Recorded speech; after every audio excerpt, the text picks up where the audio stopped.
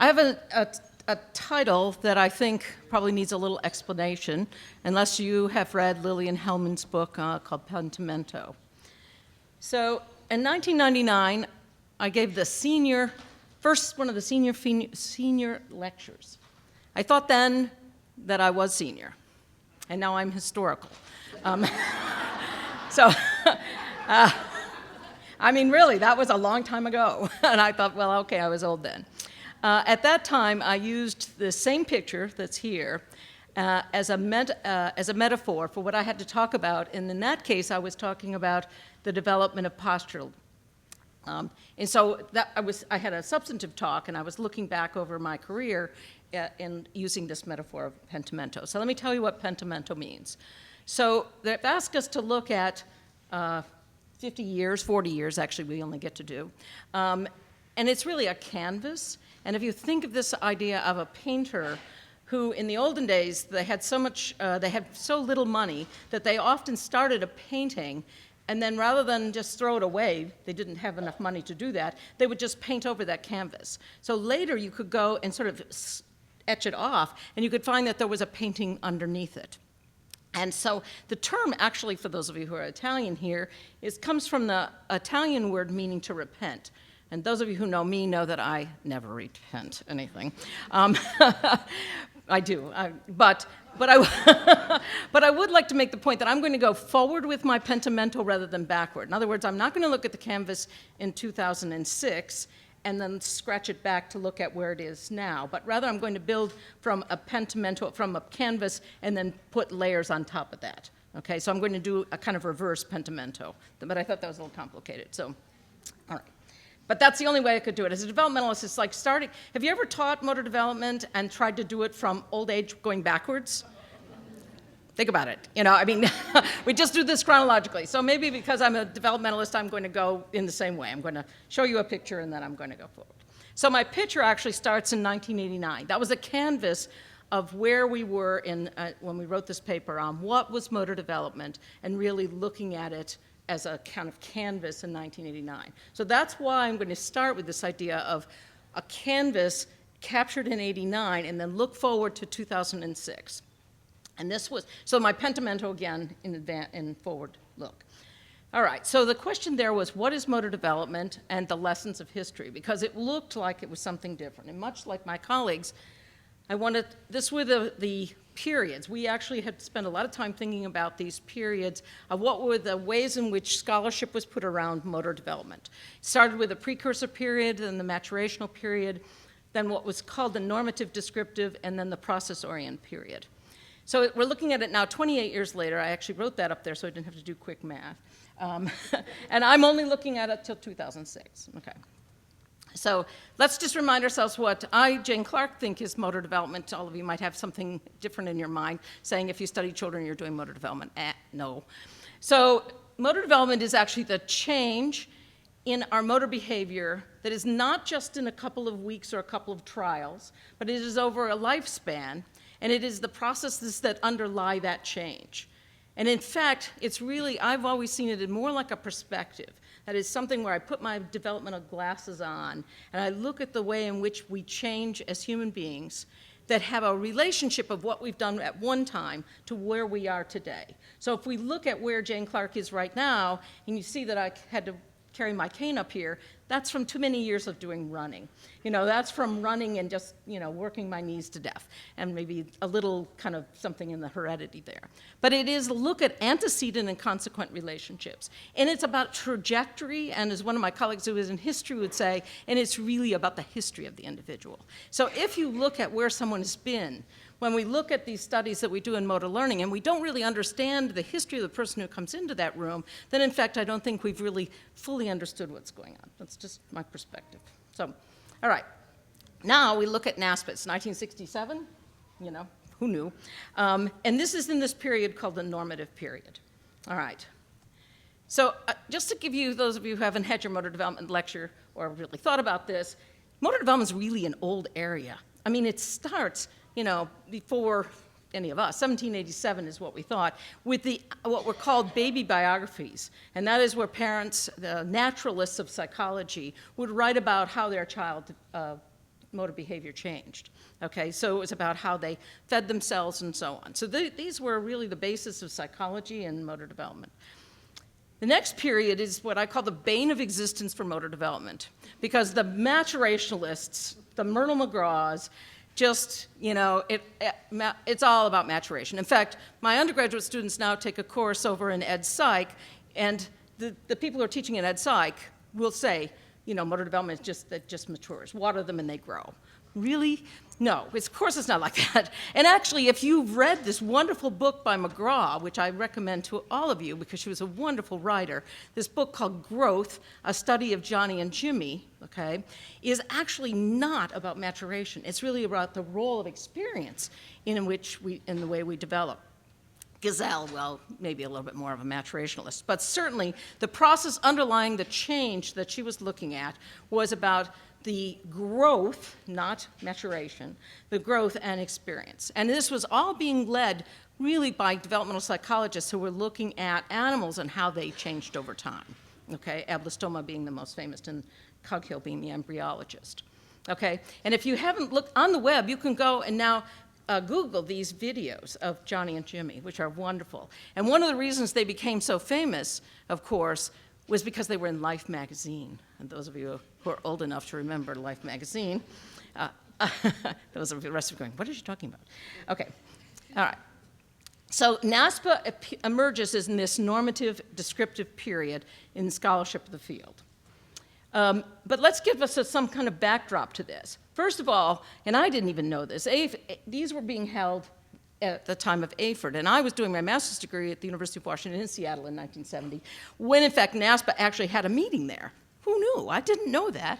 But, and Franklin Henry had written just before that we were an academic discipline, okay, that it was physical education. So again, when you think the normative period, this was a period of time we were trying to understand how children's motor skills changed in the elementary years and how we could teach them better. A little Canadian, cheer here. The first kinesiology department, best as I can figure out, is the department at the University of Waterloo. I came to the University of Maryland in 1981 and found out that they'd had a kinesiological sciences degree since 1973. So they had a non-teaching physical education degree, which they actually called kinesiological sciences.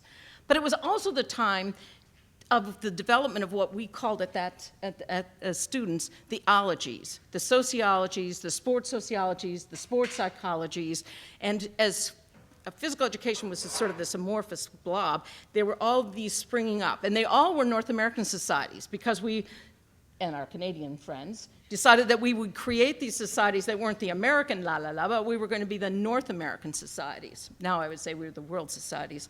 And although ACSM had developed before that in 1954. And you see the time, we were ahead of the others, but in fact, we are still, this whole group of sub-disciplines in the field were developing. So this is the backdrop that we're in. Oh, and did you know that this is the 50th anniversary of this? Yes, this was just to see if you're paying attention. You're clearly not. Last night on PBS here in the hotel, we happened to flip this on, and you should see it. It's wonderful. I was a folk person. I didn't do the Beatles, but yeah, But anyhow, this 50 years ago. So this is for those of you who just. Okay, so who were? This is the backdrop around which NASPA develops. And there were two of the primary leaders in motor development at that time were Jack Keogh and Larry Rarick. Both of these individuals, at that time Larry Rarick was at Berkeley. He had been at Wisconsin, and Jack Keogh was at UCLA.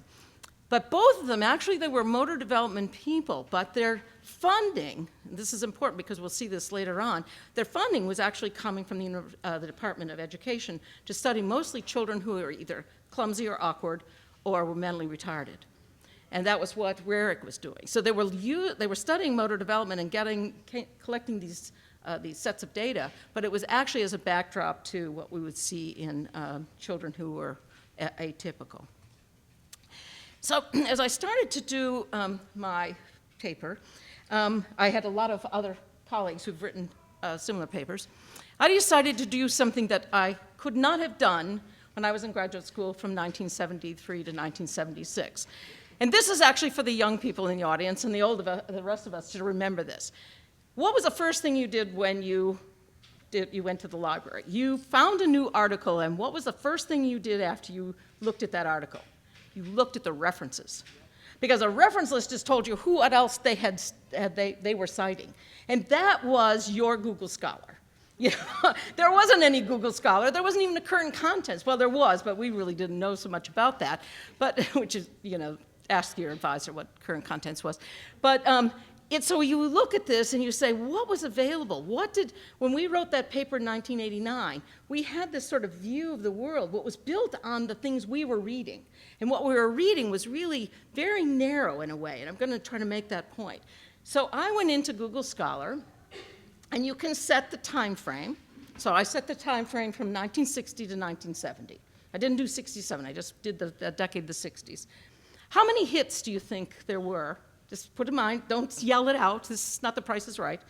Think about how many hits for the words, just all, nothing else, not any other words there, just motor development, okay? This is not just a very small period of time, just the 60s. Got a number? 71,000. Do you know what that number is in 2000 to 2010? 1 million hits.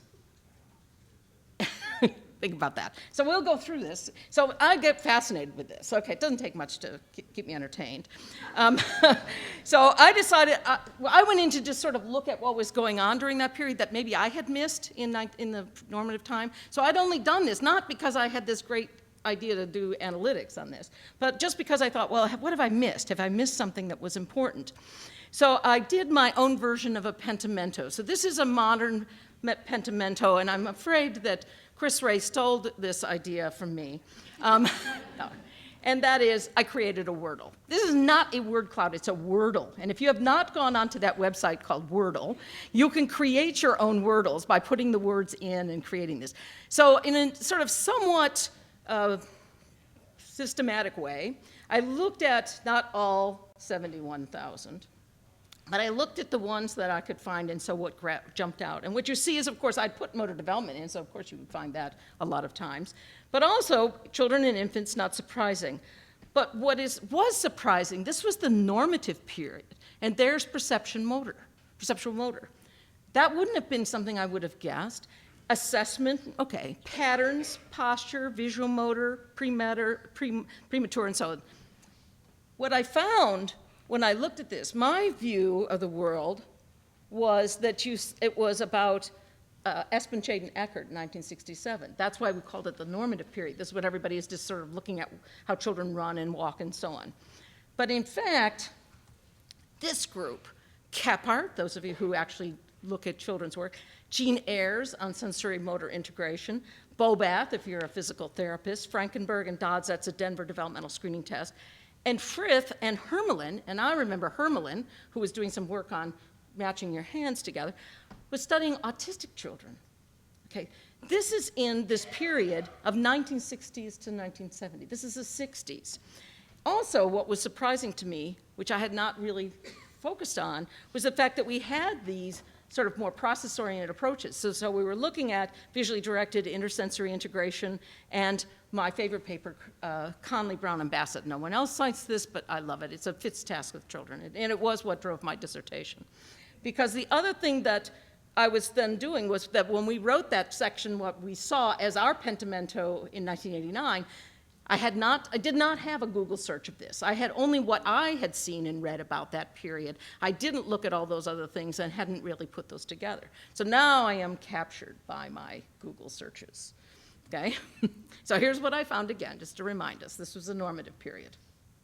All right, so now the next period, this was very similar to what we were just talking about, this process-oriented approach. And this is what we're now not going to just describe in a naturalistic way, motor behavior, but we're going to look at what's going on behind it. And for me, it was driven by this edited book by Kevin Conley called Mechanisms of Motor Skill Development. And it also was influenced, just as Bob Christina talked about, this information processing approach to the world and the developmental psychologists, what were the underlying processes, not just a black box of S and R, an arrow between the two things. And then, of course, Dick Schmidt's paper on schema theory. So this was our Wordle that came out of that. All right. Whoop, I seem to be going backwards in the wrong direction. Okay. So we actually then, it turns out, now that I go through my Wordles, well, maybe I did do that, is that when I looked at the Wordles, and we wrote about this, the fact that we thought we saw 2 periods, but we were awfully close to them. We couldn't, it's 1989, you're looking at a period from 70 to 89, and you're thinking, well, it's beginning to feel like something else, which I'll show you in a moment. So now I would say there definitely was, and the Wordles really give us that as along with the scholarship that I'll explain in a moment, is that there really were 2 periods. Okay, so here's the first period. This is 71 to 1980. And again, you see motor and development because I put those in, but you see again assessment, there's almost the same kinds of words. You don't see so much about information processing or something that would match with that. You begin to see a few more words that show up there, like coordination, cognition, the cognitive area. But again, it's still a lot about assessment in the beginning of this, 70 to 81. But when we go to 80 to 90, what do you see here? This is what becomes motor development, and I would say really rolls into motor learning and control. Dynamical systems is there everywhere. Coordination now we're talking about, not just a movement, but a coordination, a co-ordering of segments or muscles. Posture, processing, neuroscience, variability, skill, schema theory, memory. So we see these 2 Wordles look very different. So here they are side by side, even though one's different colored. You see very different words. Motor development, of course, is in both of them, but you see this different sense between the 70s and the 80s. And the number, how many hits were there in each of these? So remember I said we were at 1 million at the end, and we were at 71,000. 200,000 hits on the word motor development in the 70s, 300,000 in the 80s. So we have 100,000 more citations just on the 2 words motor development. That doesn't say fine motor, it doesn't say dynamical systems, it doesn't say babies, or nothing like that, just the 2 words motor development. And if you want, I actually did all of our fields just for fun. But I won't say who won. Jill told me I couldn't say who won.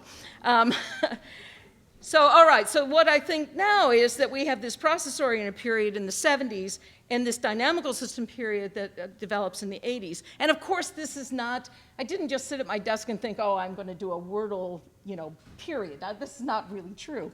This is actually based on the science that was going on. And what you have to appreciate is that, kind of, again, in the history, it's the 50th anniversary in 1980 of the Research Quarterly, which is now the Research Quarterly of Exercise and Sport, so our RQES.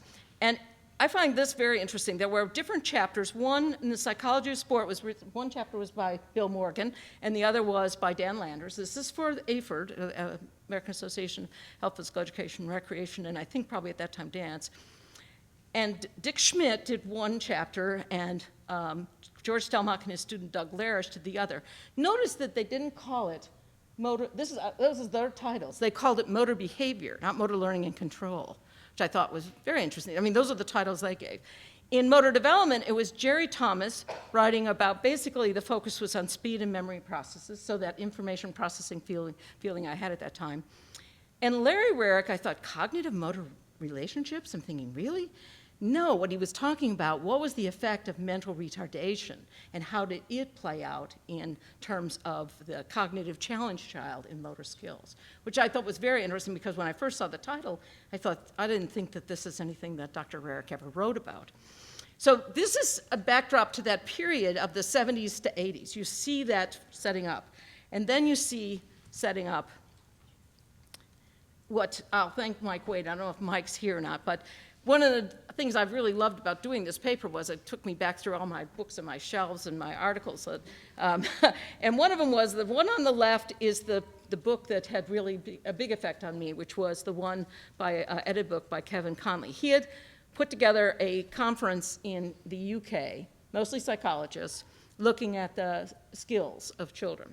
And then Scott Kelso and I, my colleague Scott, who's here today, surprisingly, and we got funded funding from the Big Ten CIC and had invited people to come to a conference on motor development that was held in 1979.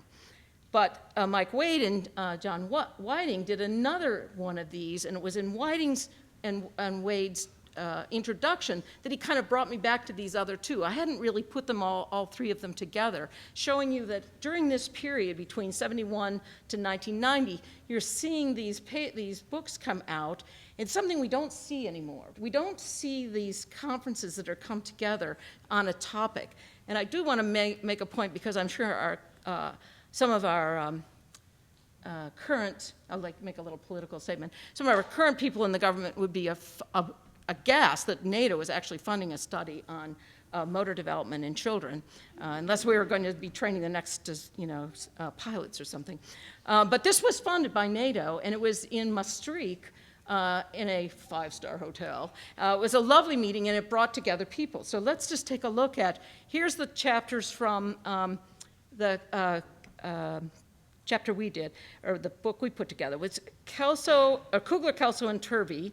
Well, we'll just leave that. The rest of the time, I'm going to put in red everybody that I think was a NASPA person. So you see, there are a lot of NASPA people in this meeting, and I'll come back to the Kugler highlight. But the topics were information coordination, control, and motor skill development, development of schemas, plans, and programs, timing behavior, and from description to explanation. So here we are. It's the end of the 1970s, and we're seeing this shift over to not only just the information processing, but we'll see this transformation that happens with the Kugler, Kelso, and Turvey paper. And then the book that Wade and Whiting did, again, topics: motor skill acquisition, prenatal onset of motor patterns, development of coordination, again, perception and action, development of intersubjectivity, don't ask, establishing a base for perception and action, cognition and action, contributions of neuroscience, and then an epilogue by Peter Kugler. Here's the transformational paper. In 1980, Kugler, Kelso, and Turvey wrote a paper that was in Stelmach's edited book. And then later, they write one on the developing child. This is transformational in one of two ways. So it's time for a little break. So I'm going to use Scott's example here. Put your 2 fingers up in the air. Come on, it's time for fitness aerobics. Okay. Then put them facing each other and put them at 180 degrees out of phase. Surely you have all done this in your motor learning and development class, right? I hope so. We're now going to start rotating these, right? As fast as you can. Faster, faster, faster, faster, faster, faster, faster. Look at them now. Faster. Are they still 180 degrees out of phase? Faster, and they should just break. Why did they break? If in the old explanation, was there a motor program that said, oh, it's time to switch from in-phase to antiphase, or antiphase to in-phase? No. This is this self-organization that comes out of this, and you have to look at this and you go, I can't make this work in an information processing model. This doesn't kind of work for me. And then there was this paper by Thielen on the disappearing reflex. Now, and I'm going to give this example. I don't know if Scott remembers this, but we went for a run. NASPA was at College Park, and he said, have you heard of this person named Esther Thielen? No, I hadn't, because of course we didn't have any Google searches, and I had not seen anything that came across this. And in those days, how did you get papers from colleagues? You wrote them a letter, or you sent them a postcard, and the postcard asking for a reprint, right? Can we have some nods from the old people here? Remember the cards? I had a whole stack of them asking for your reprints. And Esther sent me this whole set of papers. Some of them were older papers, and she'd written on them, I don't believe this anymore. I just love this. That's the kind of person Esther Thielen was. I don't believe, because this was pre-dynamical systems for her. And she said, I don't believe this anymore. But here's this paper. To developmentalists, which you had to appreciate, that the dogma in motor development was that the reflexes had to be overtaken by cortical control. They had to be inhibited, and so you wouldn't have them appear and disappear. And it's Esther who shows that this disappears and appears due to the weight of the baby's legs. And then when she put them back in water, the walking reflex appeared again. You cannot keep a certain view of motor development and hold on to your view and then look at this experiment. This experiment is transformational for all of us who are thinking about how does motor skill develop? How is it that we get our motor skills? We're not just waiting for the cortex to start inhibiting these reflexes that we have. And of course, if you haven't read that lovely paper by Easton, it's quite old, you should. And then she wrote, and how I did get to then see her in 1983 was that I was asked to review this paper, her response to the Zalazo paper on what was learning is an old problem. So she takes Zalazo apart. So if you haven't read that, you should definitely do that. And I remember that. And then in 1984, I had the great joy of having her come to NASPA when NASPA was meeting with all of the other ologies around the Scientific Olympic Congress that took place in Oregon. I don't do that anymore, I don't think. Okay, and then there is this lovely paper that happened in the Wade and Whiting book, which is the one we were just talking about before, Carl Newell's paper on constraints in the development of coordination. And one of the things that is important to remember is that not only is it about the individual and that person's constraints, which would be both genetic and physical and physiological, but it's also about the environment. And I think sometimes we lose track of the fact that you were talking, Larry, about the importance of the family and the environment in which we live. But it's all in the service of what it is the task that you need to achieve. How do we come to organize something so that we can move? And then the picture on the left is a classic epigenetic picture from Waddington. And I just always envision these little pulleys down here being the constraints that get us down one trough and down another. So again, the process-oriented period was the 70s. I cut this off now in my new kind of Pentimento, and then call the next one the dynamical systems period. This was clearly filled with the emergence of the dynamical perspective period, but you notice I extended it through to 1999. So what was happening during this period in the 90s? So we have the 70s, information processing, the 80s, dynamical systems emerges. Why did you pull the 90s into this together? Because when I went in and did my Wordle here, this is the 300,000, that we see more texturization of infancy, preterm, systems still there, and disabilities. And I'll come back to that point later. But the other thing is, you see again this whole set of books that were happening where we were invited to these meetings, many at very nice places, like the one at the NATO, the one of Bloch and Bertenthal. If you know Bennett, only Bennett would be at a chateau in France, in Rouen, sponsored again by NATO. But again, the most important thing was that it brought together people to talk to each other and interact and be influenced in our dialogue, not just by reading each other's work or even big conferences like this, because it was one theme.